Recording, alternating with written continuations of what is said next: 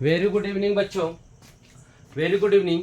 तो सबसे पहले आज हम सीखेंगे कि विलोपन विधि से x और y का मान कैसे निकाला जाता है। तो ये वीडियो क्लास 10th के लिए है और उनका एक्सरसाइज है 3.4, जिसमें कि विलोपन विधि से x और y का मान निकालना है। तो बहुत ही सरल है, बहुत ही आसान है, बहुत ही कम समय में हम आपको बताएंगे कि विलोपन विधि में x और y का मान कैसे प्राप्त किया जाता है। तो सबसे पहले आप ध्यान देंगे कि यहाँ पे समीकरण मेरा है कि x प्लस वाई बराबर ये 5 और ये समीकरण 1 हो गया, और यहाँ पे 2x माइनस 3y बराबर 4 और ये आपका समीकरण 2 हो गया।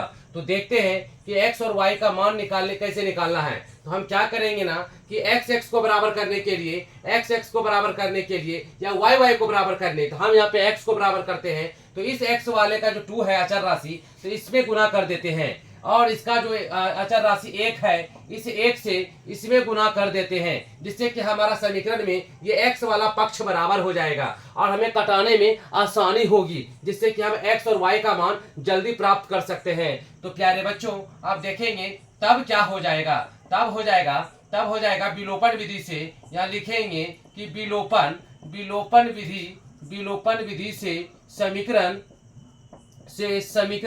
समीकरण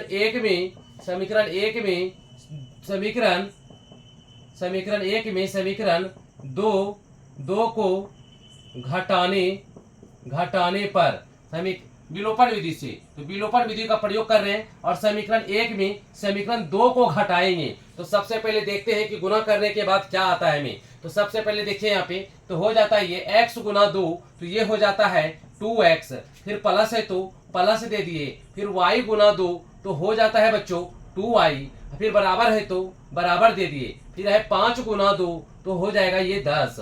उसके बाद चलते हैं दूसरे समीकरण में, इसको 1 से गुना करना है, तो ये भाई साहब जो का त्यों हो जाएगा। तो 2x माइनस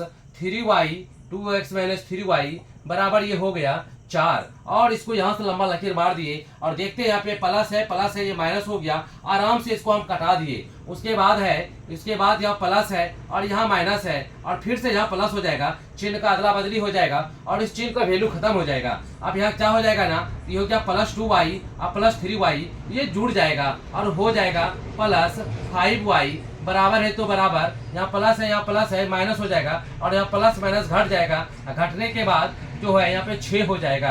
तो यहाँ पे देखते हैं बच्चों, ये गुना में है और ये 5 इधर आएगा तो भाग में हो जाएगा, तो इसलिए यहाँ पे लिखेंगे कि y बराबर 6/5। तो y बराबर 6/5 मेरा प्राप्त हो चुका है। अब चलिए इस y का मान या तो समीकरण 1 में रख देंगे या तो समीकरण 2 में रख देंगे। तो चलिए हम यहाँ पे लिखेंगे कि चूंकि y का मान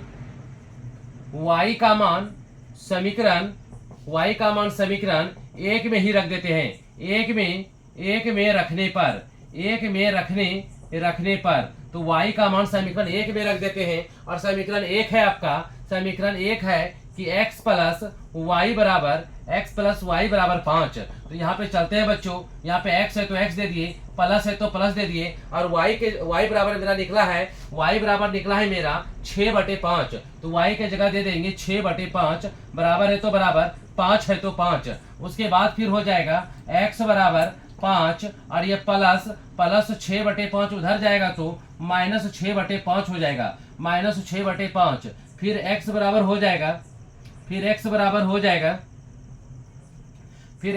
हो जाएगा बच्चा, इसके नीचे में नहीं कुछ तो 1 है, तो 1 और 5 का एलसीएम 5 हो जाएगा। इस 1 को मन में रखना है कि इस 5 के नीचे में 1 है, और यहाँ पे 1 से भाग देंगे तो 5 हो जाएगा। तो 5 गुना 5 ये 25 हो गया, माइनस है तो माइनस हो गया, फिर 5 से 5 में भाग देंगे तो 1 हो गया, 1 गुना 6 यहाँ पे 6 हो गया। तो प्यारे बच्चों यहाँ पे लिखेंगे कि x बराबर हो जाएगा 19/5। फिर यहाँ पे लिखेंगे कि अतः x बराबर 19/5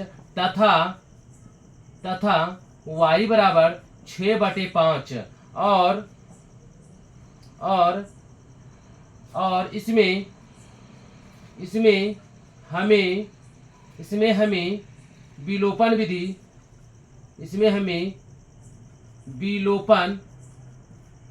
विधि सबसे उपयुक्त लगा। तो प्यारे बच्चों, ये आपका आंसर हो गया। एक्स और वाई का मान आपके सामने निकल गया है।